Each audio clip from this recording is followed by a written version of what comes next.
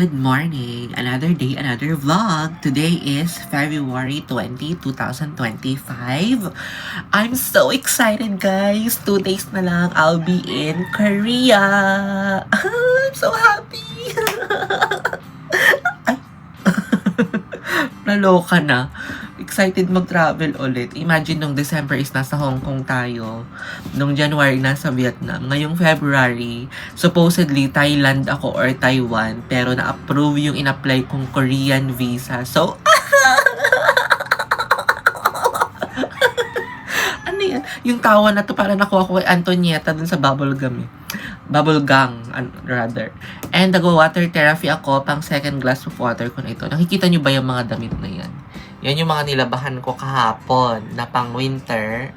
Ayan, i-haul ko na lang yan sa susunod na araw. Or bukas, kasi bukas ako mag-i-impake. And ipakita ko sa inyo yung mga outfit ko. I'm so excited, guys! Lord, kayo na pong bahala sa aking travel. You know what, guys? I always surrender to God naman lahat ng plans ko. Sabi ko naman, Lord, kung i-approve niyo yung visa, thank you, Lord. Pero kung hindi, okay lang din naman, di ba? I really believe that there's, everything happens for a reason. Di ba? Kung hindi matutuloy, ganun. Kasi nga, do you know anong tawag dito? Yung na-toast na bread sa oven. Meron daw meaning yon kung bakit nangyayari yon. For example, 'di ba, papasok ka na sa work tapos nagto-toast ka ng bread mo.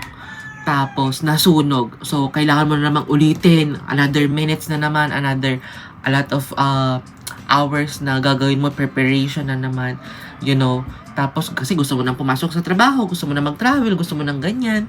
Pero yun ang nangyari, na burn yung toast, yung bread.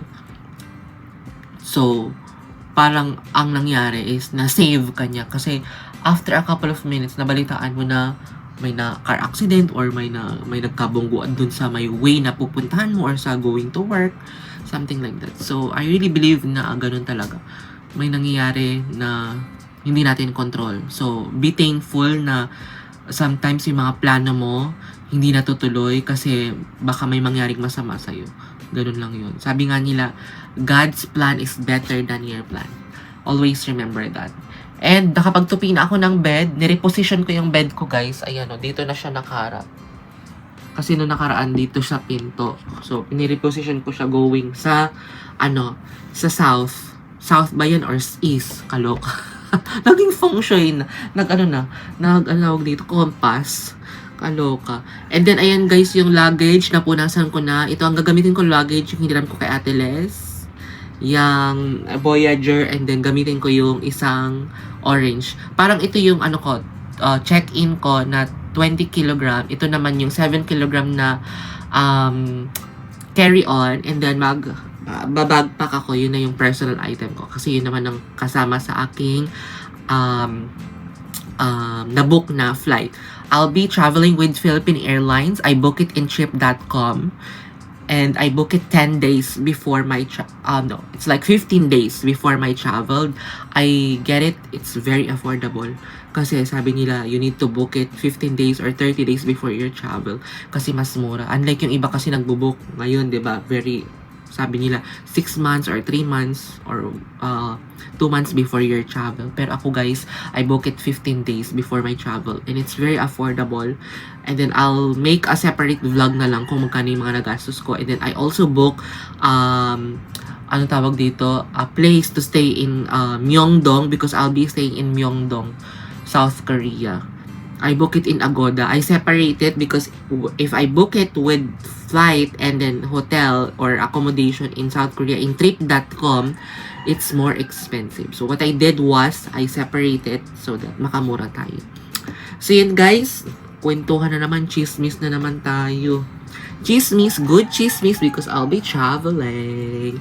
I saw a lot of content creator traveling in South Korea.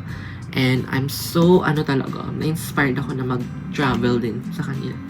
So, bonus na lang sa akin kung, you will earn something in social media. Ako kasi I'm still learning from social media, content creation. Yung parang gusto ko din maging ganun, ganyan.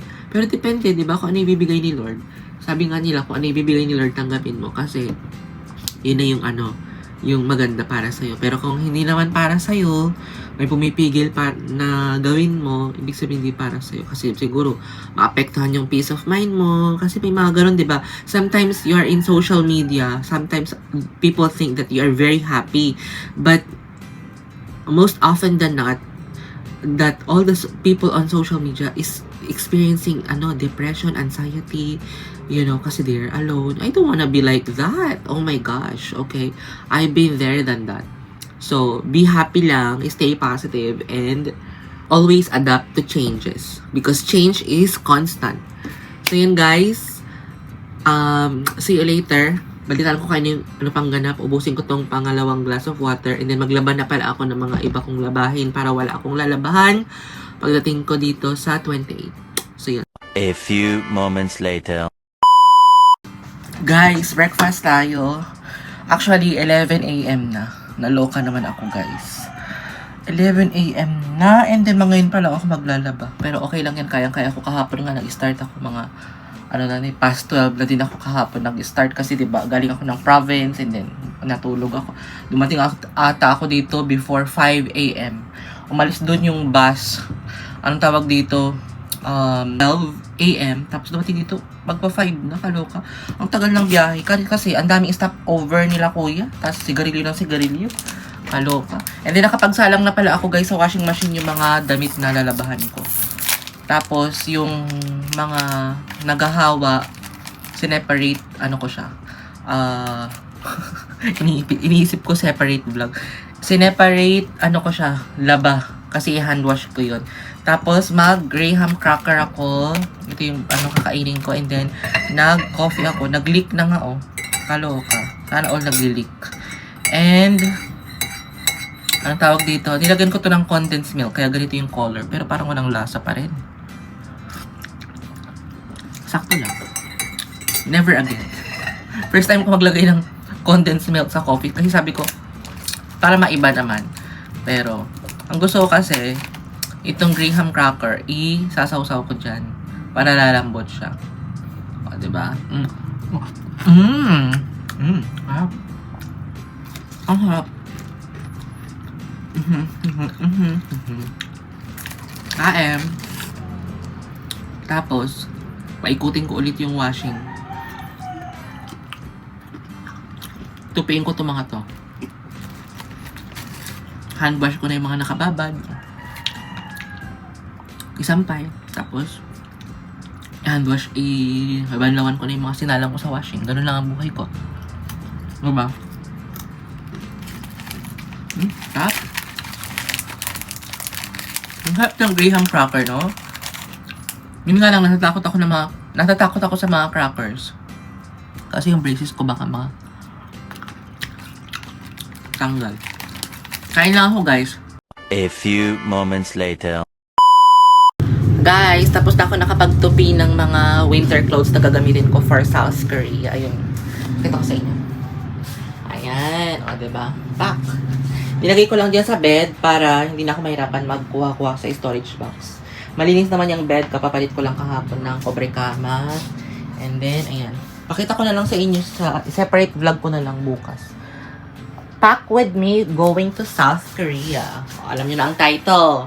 Kayo na ang bahalang humusga. Ayan yung mga jacket. A few moments later. Guys, nakaligo na ako. Natapos din lahat ng aking nilabahan. My God, pagod na pagod ako guys. Di pa ako nagla-lunch. Ang kinain ko lang kanina yung graham.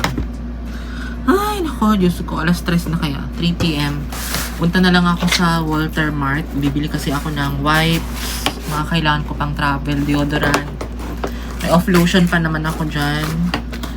And, hindi na ako mag-grocery muna. Mag-grocery na lang ako kapag balik ko from Korea. Siguro mga next month. Meron pa naman ako mga bread dyan. Lip tint lang ako ng konti kasi kakain na lang ako sa labas. Mang inasal na lang. And then gusto kong pumunta sa Walter Mart Muñoz Walter Muñoz Market para bili ako ng isda kung makabili ako. Juicy from TikTok shop. Daling ko nga yan. And meron pa ba tayong pera? Ang tanong, may pera pa ba as? Ito yung ano guys, so candy na binigay ni Ate Jeng. Thank you, Ate Jeng. Sarap. Sarap ng candy na yun. Ang name ng candy nito is Roshen Sweet Drop. Ayan, kita nyo ba? Sarap. Sana madaming binili si Ate Jeng yan. Tapos bigay na lang yan sa akin. Charing. Magsalapin na lang ako nitong Charmray. Tawa naman ako. Bumili na lang si Ate Jeng ng puro candy, no? Sarap siya, guys. Promise. Nakakawala ng stress. Kapag stress ka, you know, kain ka lang ng sweet. Sabi kasi nila, sweets or chocolates or any kind of sweets, as long as sweets, will promote happy hormones. Ganun. Totoo ba? Ganun ba? And mag-accessories ako nitong binili ko sa TikTok shop. Nag-lotion pala ako guys ng Jergens. Para hindi naman dry yung skin natin. At magpalinis na din ako ng paa at kamay. Para bukas is ang gagawin ko lang is i-impake ng mga dadaling ko sa South Korea. Kasi kapag sinasabi kong Korea lang, sabi nila South or North? North or South? Singsing ako itong binigay na singsing ni Ate. Then, dito na yan sa gitna. And then itong syempre ang aking new Pandora bracelet. So yun guys, kung hindi pa kayo nakasubscribe sa aking channel, please like, share, and subscribe. Thank you very much. I really appreciate sa mga nagsusubscribe sa akin, no? Pero I think, lahat ng subscriber ko is galing sa short. Pero may nanonood din naman sa aking mga regular vlogs. Pero siguro mga by March, mag-ano na lang ako, weekly vlog or other day vlog na lang ako. Minsan guys, alam nyo, ayokong mapagod, pero susubukin ka talaga ng panahon na hindi naman para sa iyo yung pag-vlog, tumigil ka na, you know, may bumubulong kaya sa akin ng gano'n na hindi naman sa'yo bagay mag-vlog, ganyan. Meron palang gano'n no. May time kasi na gano'n ako eh. But I'm trying to be positive all the time. Naka 5 glass of water na ako, mamaya na ako inom ng Miracle One. And then, bibili ako ng, wipes na sabi ko na ba sa inyo. Wipes yung mga gagamitin ko pang travel. And, so yun guys, naman ako halos dadalhin. Ito lang, para makapag-vlog ako doon sa Manginasal. So yun guys, see you later. Alis na ako. Hindi na ako magpatuyo ng buhok. Kasi matutuyo na din naman yan. Pag nasa tricycle tayo. O, diba? May vlog tayo today. Singit-singit lang. Wait lang guys. A few moments later.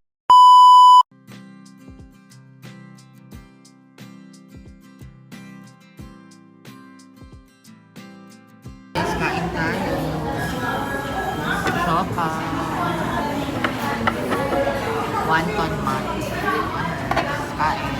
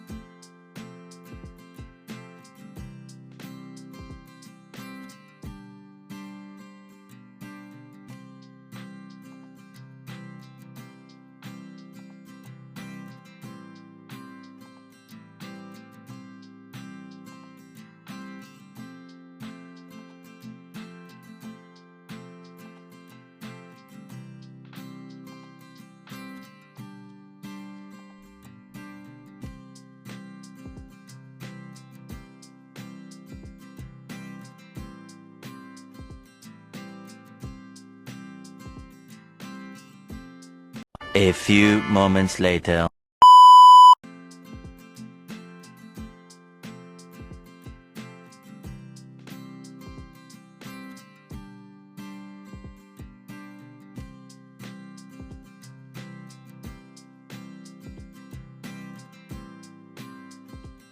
A few moments later. Guys, bahay na pala ako kaninang-kanina pa. Nakapagluto na ako ng dinner kasi bumili ako ng mata ng baka, kalahating kilo. 130, tatlong piraso. Tapos hinati ko lang siya sa dalawa para 6 na piraso. Tapos kung gusto ni ate din kumain, di kumain siya. And ilagan ko lang siya ng sibuyas, bawang, kamatis, konting luya. Kasi yun na lang yung luya. Nakalimutan ko bumili. Tapos durog na paminta. Hindi yung masyadong durog na durog hindi yung ground pepper. Yung parang half lang siya na durog. And salt lang ang nilagay ko. At saka yung coconut oil na nabili ko last week sa Walter Mart.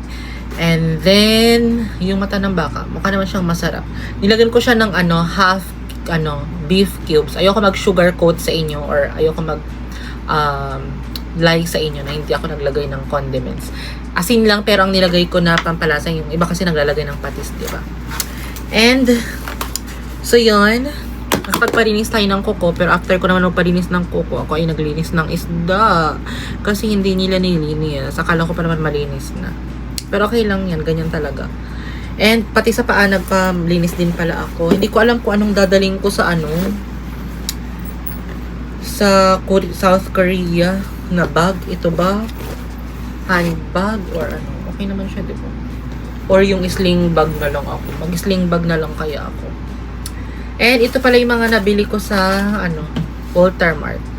Bumili ako try ko ito kasi naubos na yung Dove na serum ko. Itry ko naman itong Rexona na dry serum, vitamin plus bright, rose glow, brightens and smooth underarms. Ayan. Gusto nyo i-try, bilhin na lang kayo sa Walter Mart or sa Watsons naman ata meron yan. And bumili din ako ng pang travel na toothpaste. Ito yung try ko to, yung Optic White. Kung maganda siya. Meron kasi ako yung malaking toothpaste dyan. Ayokong dalhin. Bumili din ako ng cologne. Ayan, gamitin ko ito. Sugar frosting. Mga favorite ko lahat ng scent ng Juicy. And bumili din ako ng wipes. Travel wipes. Maliit. Diba? Pero para meron tayong magamit sa South Korea. And last but not the least, ang travel. Ang laki kasi ng head and shoulder ko kaya hindi ko siya dadali. Ito na lang binili ko. Bumili ako ng maliit. So, yan. And then, mamaya mag-dinner na ako and then ayusin ko na yung mga gamit ko. Hindi ako nakakahanap ng gloves, guys. Bukas lalabas na naman ako. Check ko kung saan may murang gloves. Kasi malamig sa South Korea, diba? Wala naman akong gloves. Kami. Akala ko kompleto na ako. Mag-ano na ako, travel declaration na pala. Yun ang sinasabi ko kanina, travel declaration. Nakalimutan ko. So yun guys, mag-prepare na ako. Pero ito, ilalagay ko na lang siya sa luggage ko kasi hindi ko naman siya gagamitin papuntang. Gagamitin ko yung backpack ko. Divine. So yan, ayusin ko na yung mga gamit ko guys. Wait lang. A few moments later. Guys, ito yung sinigang na mata ng baka. Ayan o. Ano ba yan? Matapon pa. O, diba? Ang sarap. Ang sarap-sarap. Walang sinigang mix yan. Sinigang na walang sinigang mix. Kain. May shirataki rice na pala ako dito. And nanonood ako ng movie sa Netflix. Nakalimutan ko na naman kung ano yung title. Basta yung bata, siya na nahulog sa from somewhere. I think may superpowers siya. Ganyan lang ating shirataki rice, guys. Diba? Nasobrahan ko na naman sa water.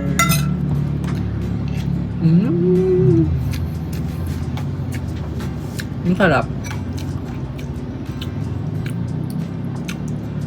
Dahon ng sibuyas. Dahon ng sili. Diba? Perfect. Natutunan ko to kay Ate Yuj.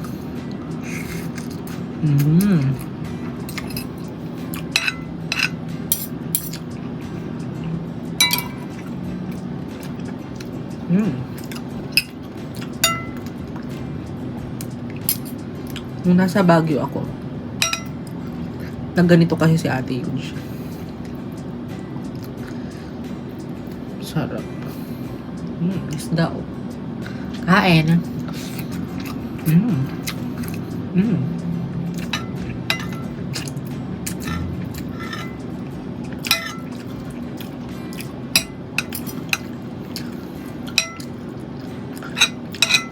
Perfect ang lasa.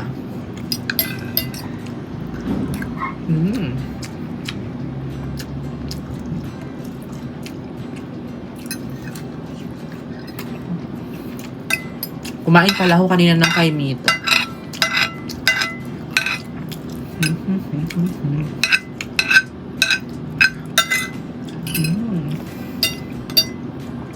Kain na ako guys, patapusin ko yung movie na pinapanood ko. Kung mapatapos ko siya. Kain tayo. A few moments later. Guys, nakapaghinamos na ako. Inayos ko pa talaga yung mukha ko ng ganyan para naman maganda tayo. And then nakainom na ako guys ng Miracle White. Kung gusto niyo nito, you can check sa aking yellow basket. And nakapag-hormones na din ako. Ayan. Yun lang ating vlog guys. Hindi ako nakapag-vlog habang nag-grocery kasi bawal nga dun sa Walter Mart Muñoz. Alam niyo na, baka maban tayo doon. Baka makita ko na lang yung mukha ko nakapaskil doon na nag-vlog. Siguro they protect their privacy din. So yun. I respect their privacy naman. So yun. So yun ang expression. Kaloka. So alam nyo ba guys, ang adjustment ko, 11-month adjustment ng braces ko is February 24. So I need to contact them to reschedule on maybe March 1 or 2 na lang. Kasi nga, I'm not sure kung makakapunta ako kung February 28. Kaya March 1 na lang or March 2, depende. So yun, I really appreciate your time sa pagsama sa akin ngayon for today's video. Hindi na ako mag-iingay, hindi na malakas yung voice ko unlike yung kanina kasi nandito na yung mga dogs na pinakapo ni ate din. Pinakapo niya kasi si Cathy, si Naning, si Manang, si Adela, at saka si Sofia. Ibang klase ng mga pangalan. So yun, dito ko na din yung vlog guys. Thank you guys for watching. Please don't forget to like, share, and subscribe to my YouTube channel. And turn on the notification bell para updated kayo sa bagong vlog na i-upload ko. Bye! See you! Good night! God bless us all. Keep safe. Dito ako nakatingin ba o doon? Diyan. Nasa salamin. Try ko lang kung maganda. Bye! Good night.